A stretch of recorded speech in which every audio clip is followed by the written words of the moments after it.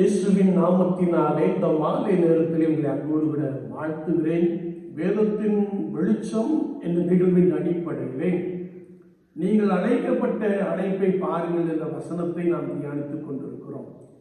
நீங்கள் பாவம் செய்யாதபடிக்கு பரிசுத்தத்திலே நிலைத்திருக்கும்படிக்கு ஆண்டவர் உங்களை அழைத்திருக்கிறார் என்று சொல்லி யாத்ராகமத்தின் புத்தகம் 20ஆம் அதிகாரம் 1 முதல் 20 வசனங்களை நாம் வாசிக்க முடியும். இஸ்ரவேலே, நீ நன்றாய் இருப்பதற்கு அல்லது நீ கர்த்தரோடு கூட இருக்கும்படிக்கு ஆண்டவர் இஸ்ரவேல் ஜனங்களுக்கு 10 கற்பனைகளை கொடுத்தார்.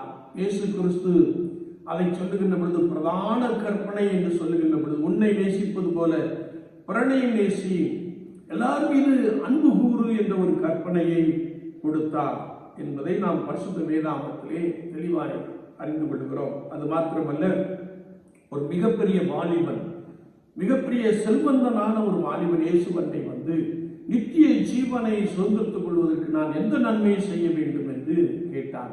நீ ஜீவனுக்குள் பிரவேசிக்க வேண்டும் என்றால் உனக்குண்டானதை விட்டு தரித்திரத்து கொடுத்து விட்டு பின்பு என்னை பின்பற்றி வா என்று சொன்னார்.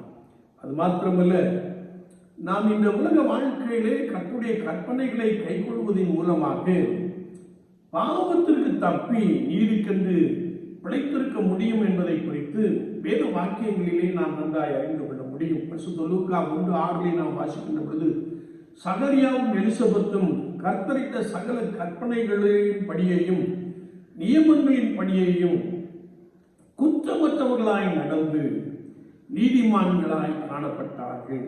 ஒருவேளை 1 யோவான் 5:3 நாம் வாசிக்கின்ற பொழுது, அவருடைய கற்பனைகள் ஒன்றும் பாரமானவைகள் அல்லவே, அவைகள் நாம் கை கொள்ளக்கூடியவைகளே என்பதாக வசனம் நமக்கு மிக ஆழமாக கற்றுக் கொடுக்கிறது.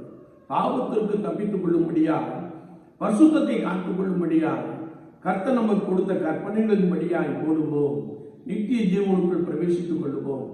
ஆண்டவர் அதில் பிரியமாய் இருக்கிறார். ஆண்டவர் உங்களை வழிநடத்துவார், ஆசீர்வதிப்பார். ஆமென், ஆமென்.